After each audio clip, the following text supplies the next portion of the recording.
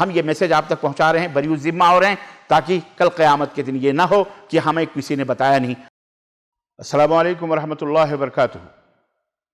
حضرات گرامی قدر، ایک میسیج دل کی گہرائیوں سے اپنے وطن کے مسلمانوں اور اپنے بھائیوں تک اس عجلت میں پہنچانا چاہتا ہوں کہ کل 5 اگست 2020 ہے، اور سننے میں یہ آ رہا ہے اخبارات اور میڈیا، سوشل اور تمام جگہوں سے کہ کل بابری مسجد کی وہ مقدس سرزمین جہاں برسہ برس 500-600 برس سے مسلمان سجدے کرتے تھے، اسے غصب کر کے، اسے قبضہ کر کے زبردستی فیصلہ لے کر، اور اس کے اوپر جو ہے لوگ اپنی آستھا کی بنیاد رکھنے جا رہے ہیں۔ میں اپنے مسلمان بھائیوں سے درخواست کروں گا کہ اللہ کے لیے کفر جتنا بھی کچھ بھی کرے، بہرحال اللہ رب العزت دیکھ رہا ہے۔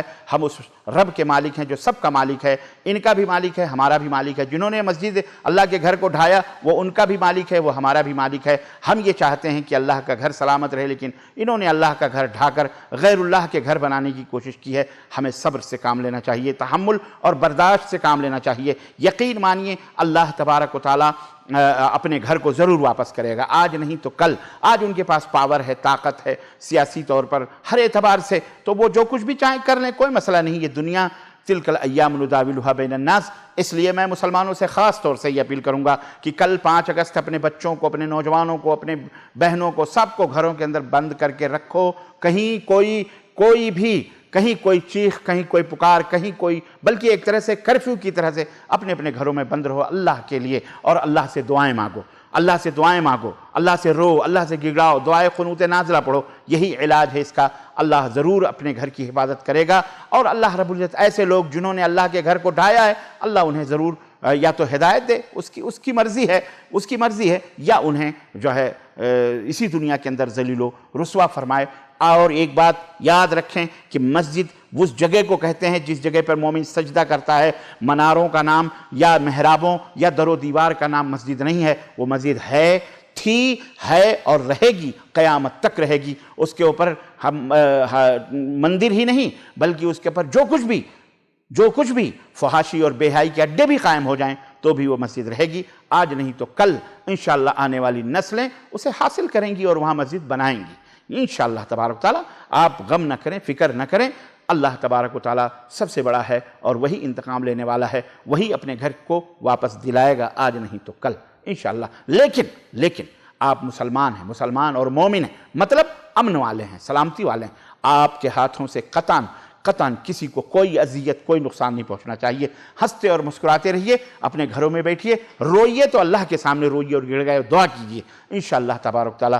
ہمیں امن چاہیے، شانتی چاہیے۔ جو لوگ بربریت اور حیوانیت کا ننگا ناچ رہے ہیں، اللہ ان سے نپٹے گا۔ ہم دعا کریں، اے اللہ تو اپنے گھر کی حفاظت فرما۔ اے اللہ جو تیرے گھر کے نقصان پہنچا رہے ہیں، اے اللہ ان سے تو انتقام لے مولا۔ تو انہیں ہدایت دے، یا تو انہیں جہنم رسید کرے، یا ان کے اوپر کوئی قہر نازل فرمائے، تو ہی ہے، ہم کچھ نہیں کرتے۔ لیکن ہم امن اور شانتی کے پیروکار اور علمبردار ہیں، اس لیے ہمیں امن سے رہنا چاہیے، اپنے گھروں میں امن سے رہیں، اپنے ملک، اپنے وطن کی حفاظت کے لیے، اپنے دین کی حفاظت کے لیے، جی ہاں، ہمیں اپنے گھروں میں رہنا چاہیے۔